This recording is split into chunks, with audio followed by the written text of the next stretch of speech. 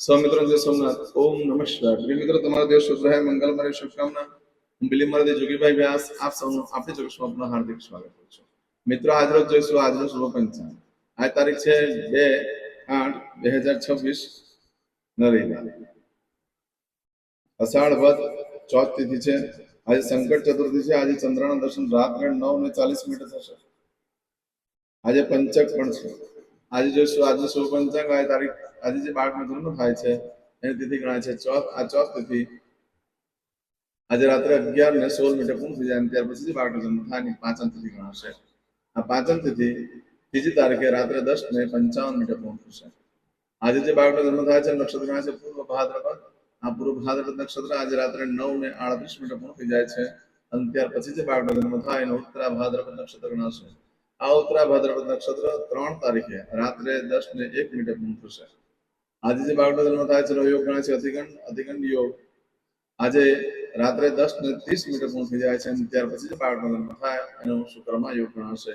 આ શુક્રમા યોગ ત્રીજી તારીખે રાત્રે 9:14 પૂર્ણ થશે.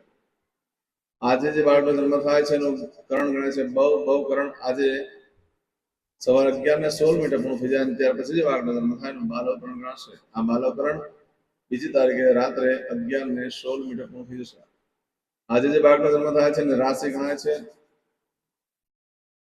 કુંભ રાશિ અક્ષર આવે છે કુંભ રાશિનો સ્વામી શનિ ગણાય છે. આજે મિત્રો રાશિ બદલાય છે. આ કુંભ રાશિ આજે બપોરે 3:27 પૂર્ણ થઈ જાય છે. બપોરે 3:27 પછી જે બાળકનો જન્મ થાય એની મીન રાશિ ગણાશે. મીન રાશિ અક્ષર આવે છે દ છે. મીન રાશિનો સ્વામી ગુરુ ગણાય છે. આ મીન રાશિ આજે બપોરે 3:27 થી શરૂ થાય છે. ચોથી તારીખે રાત્રે 9:55 પૂર્ણ થઈ જશે. આ રાશિ તિથિ વા નક્ષત્ર કરણનું બહુ જ મહત્વ છે મિત્રો. એમાં જેનો જન્મ હોય તેની ચોક્કસ કર્ણ પૂજા વિધિ કરી લો, જીવન સરળ બન્યું છે. આજે જે કોઈ મારા સબસ્ક્રાઇબ મિત્ર મારા ઘર પરિવારમાંથી કોઈ પણ સદસ્યની વર્ષગાંઠ છે યા મેરેજ એનિવર્સરી છે, બધાને મારી ઘણી ઘણી શુભકામના. તમારા જીવનમાં ખૂબ પ્રગતિ ઉન્નતિ થાય એ ભગવાનને હું પ્રાર્થના કરું છું. આજે સવારમાં ઉઠી આજનો સુકન કરી લેજો. આખું વર્ષ તમારું સુંદર વ્યતીત થશે. આજે જે કોઈ મારા સબસ્ક્રાઇબ મિત્રમાં ઘર પરિવારનો કોઈ પણ સદસ્ય કોઈ જગ્યાએ પર નોકરી ધંધા માટે જઈ રહ્યા છે, કોઈ ઇન્ટરવ્યુ આપવા જઈ રહ્યું છે, કોઈ નવો વેપાર વ્યવસાય ચાલુ કરવા જઈ રહ્યું છે, કોઈ રમત ગમતમાં ભાગ લેવા જઈ રહ્યું છે, આજે કોઈ વિદેશની યાત્રા માટે જઈ રહ્યું છે, આજે કોઈનું ઓપરેશન હોય, કોઈની ડિલિવરી હોય, કોઈની સગાઈ હોય, કોઈની છઠ્ઠીની પૂજા હોય, હવે કોઈ પણ કાર્ય તમે કરવા જઈ રહ્યા હોય તો કાર્યમાં સારી સફળતા પ્રાપ્ત થાય એ ભગવાનને પ્રાર્થના કરું છું. આજે ઘરેથી નીકળો તો સવારે પહેલા આપણી જોગેશ ચેનલ પર જાઓ, પ્લેલિસ્ટમાં જઈ આજનું સુકન જોઈ લો. આજનું સુકન કરીને નીકળો તો સફળતા સારી મળશે. એમ તો આજે ઘરેથી નીકળો છો તો પિતાને વંદન કરીને નીકળવું છે તો યશ કીર્તિ અને પ્રતિષ્ઠા પ્રાપ્ત થાય, કાર્ય સિદ્ધ થતું હોય છે. ભગવાનના પિતૃને પોતાને વંદન કરો, ભગવાનને વંદન કરો, શ્રીણ ભગવાનને પાણી ચડાવો, ભગવાનને પ્રાર્થના કરીને નીકળવાનું કે હું મારા કાર્યમાં જોઈ રહ્યો છું, મારી સાથે રહીશું, કાર્ય સફળ થશે. આજના દિવસે ગાયને ઘાસ ખવડાવવાનું બહુ મહત્વ હોય છે, પણ ગાય ઘાસ નથી ખાતી હમણાં, એટલે જવ ગોળને પાણી મિક્સ કરીને ખવડાવો તો યશ કીર્તિને પ્રતિષ્ઠા વધે છે. અને આજે રવિવાર છે, આખા મિત્ર વર્ગ અને ફેમિલી સાથે બધા સાથે પરિવાર સાથે બહાર ફરવા જવું છું અને સારું ભાવતું ભોજન કરવું જોઈએ. એનાથી લક્ષ્મીદેવી ખૂબ પ્રસન્ન થાય છે. આખો દિવસ આનંદ મંગળમાં કાઢવો જોઈએ. લડાઈ ઝઘડા કંકાસ ન કરશો, એનાથી લક્ષ્મી રૂઠી જાય છે. આજે કોઈ પણ કાર્યક્રમ માટે સમય જોઈ લઈએ. આજે સવારે 7:30 થી બપોરે 12 વાગ્યા સુધીનો સમય શુભ રહેશે. બપોરે 1:30 થી બપોરે 3 વાગ્યા સુધીનો સમય શુભ રહેશે. સાંજે 6 થી રાત્રે 10:30 વાગ્યા સુધીનો સમય શુભ રહેશે. આવતીકાલે રાત્રે 1:30 થી મળસ્કે 3 વાગ્યા સુધીનો સમય શુભ રહેશે. આવતીકાલે સવારે 4:30 થી સવારે 6 વાગ્યા સુધીનો સમય શુભ રહેશે. આ તો મિત્રો થયો આજે આખા દિવસનો શુભ સમય, પરંતુ આજે આખો દિવસ જ અશુભ છે. એટલે કોઈ પણ કાર્ય કરવા માટે યોગ્ય દિવસ નથી. ન કોઈ ખરીદી કરશો, ન કોઈ વેચાણ કરશો, ન નવા કોઈ કાર્યનો આરંભ કરશો. આજના દિવસે તમારી કોઈ પણ વસ્તુ રાત્રે 9:38 સુધીમાં ખોવાઈ જાય છે કે ચોરાઈ જાય છે તો 11 દિવસમાં મળે, બાકી મળવાની શક્યતા ઓછી છે. તો આજે રાત્રે 9:38 થી લઈ આવતીકાલે રાત્રે 10:01 સુધીમાં જો તમારી કોઈ વસ્તુ ચોરાઈ જાય છે, ખોવાઈ જાય તો 7 દિવસમાં મળે, બાકી શક્યતા ઓછી છે. આજનો દિવસ સિકંદર અશુભ છે, એટલે કોઈ કાર્યક્રમ માટે યોગ્ય દિવસ નથી, પરંતુ અનિવાર્ય સંજોગોમાં તમારે કામ કરવા જવું જ પડે એમ છે. આપણે જોગેશ ચેનલ પર જઈ પ્લેલિસ્ટમાં જઈ વારનું શુકન જોઈને જશું, સારી સફળતા મળી શકે છે. આજે કરશો આજનો સંકલ્પ, ચમચીમાં પાણી લેવું. અતિથિના આશ્રમમાં શોતમ બ્રહ્મ પવિત્ર અષાઢ માસે શુભે કૃષ્ણ પક્ષ ચતુર્થીયાયામ ભાનુવાસાદિત્યાયામ વિડીયો પતે એટલે તમે જે ભગવાનની પૂજા કરો છો એનું નામ લખીને મોકલી દેજો. ભગવાનને હું તમારા માટે પ્રાર્થના કરીશ કે તમારું જલ્દી કાર્ય સિદ્ધ થાય અને લાઈક કરીને મોકલીશ. હવે દરેક જણા પોતાનું સાચું નામ બોલી દો. તમારું ગોત્ર ખબર હોય તો ગોત્ર બોલી દેવાનું. પછી બોલવાનું છે અહમ મમ આત્મન શ્રુતિ સ્મૃતિ પુરાણોક્ત પુણ્ય ફલ પ્રાપ્તિ અર્થમ અપ્રાપ્ત લક્ષ્મી પ્રાપ્તિ અર્થમ પ્રાપ્ત લક્ષ્મી ચિરકાલ સૌ રક્ષણાત્મક લોકેવા સભાયામ રાજદ્વારે વ્યાપારે વિદ્યા અભ્યાસે દેશે વિદેશે સર્વત્ર યશ કીર્તિ વિજય લાભાદि પ્રાપ્તિ અર્થમ મમ અખિલ કુટુંબસ્ય આયુ આરોગ્ય ऐश्वर्यादि प्राप्ति अर्थम मम जन्म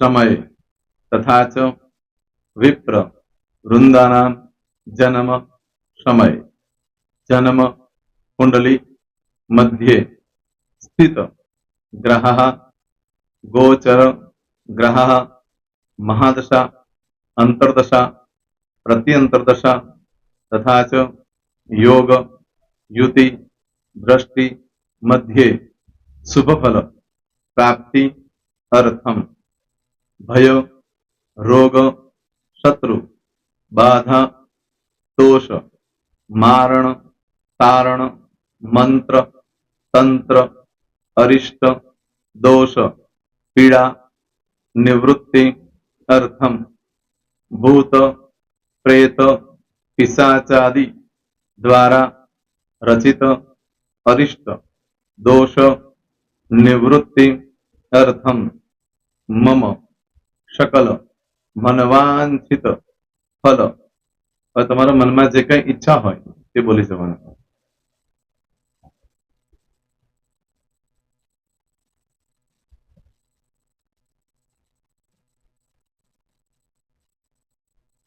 बोलो अनुसारत सकल मनवांछित फल प्राप्ति अर्थम હવે જે બરકતની પૂજા વાળા છે એ લોકો તો આ બધું બોલવાનું જ હોય છે, એ લોકો માટે કોઈ સ્પેશિયલ નથી.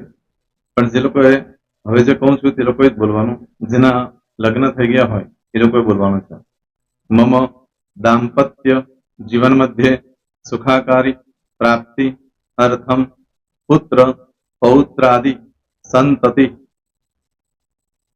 પ્રાપ્તિ અર્થમ આ સંતાન પ્રાપ્તિ વાળા માટે પણ આવી જાય છે. એમાં દીર્ઘ आयु आरोग्य ऐश्वर्यादि प्राप्ति अर्थम तथा च હવે જેના લગ્ન નથી થયા તે લોકોએ બોલવાનું મમ જટટી વિવાહ યોગ પ્રાપ્તિ અર્થમ વિવાહ પશ્ચાત દાંપત્ય જીવન મધ્યે સુખાકારી પ્રાપ્તિ અર્થમ હવે જે લોકોને સંતાન પ્રાપ્તિ નથી, જે લોકોને સંતાન પ્રાપ્તિ છે કરવી છે એ લોકોએ બોલવાનું મમ દાંપત્ય જીવન મધ્યે સુખાકારી પ્રાપ્તિ અર્થમ તથા ચ દીર્ઘ આયુ આરોગ્ય ऐश्वर्यादि समन्वित संतति सुख प्राप्ति अर्थम હવે જે અભ્યાસ કરી રહ્યા છો છોકરા વિદ્યાર્થીઓ છે તે લોકોએ બોલવાનું છે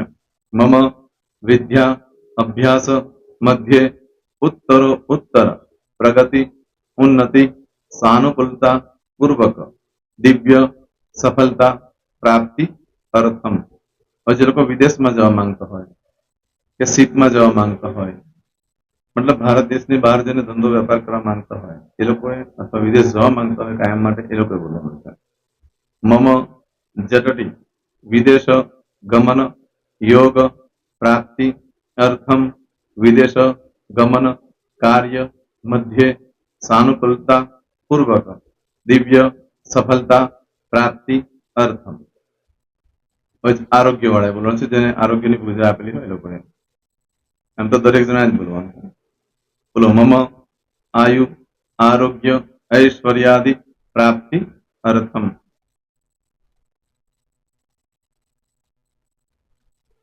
હવે દરેક જણા બોલવાનું. સકલ મનવાંછિત ફલ પ્રાપ્તિ અર્થમ અદ્ય દિને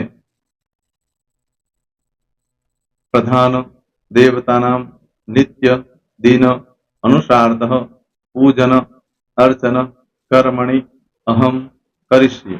પાણીવાળી થાળીમાં પાણી મૂકી દેવાનું છે. હવે તમારી બધી પૂજા જે મેં આપેલી છે એ પૂજા થઈ જાય, અથવા તો તમે રોજ પૂજા કરતા છો, મારી પાસેથી નથી લઈ ગયા, એ પૂજા થઈ જાય પછી ફરી પાછી ચમચીમાં પાણી લેવાનું. અહીંયા વિડીયોને સ્ટોપ કરી દેવાનું. પૂજા પતે એટલે પાછું આગળનું કરવાનું છે. અહીંયા વિડીયો સ્ટોપ કરી દેવાનો અને પૂજા પતે એટલે બોલવાનું છે વિષ્ણવે વિષ્ણવે વિષ્ણવે નમો નમઃ વિષ્ણુ સ્મરણા સર્વમ પરિપૂર્ણ અસ્તુ. એતાની ગંધ પુષ્પ ધૂપ દીપ નૈવેદ્ય તાંબૂલ પ્રદક્ષિણા સહિત પ્રણુ મમ સકલ મનવાંછિત ફલ પ્રાપ્તિ અર્થમ પૂજન અર્ચન પ્રિયતાન ન મમ. પાણી મૂકી દેવાનું, પાછું પાણી લેવાનું.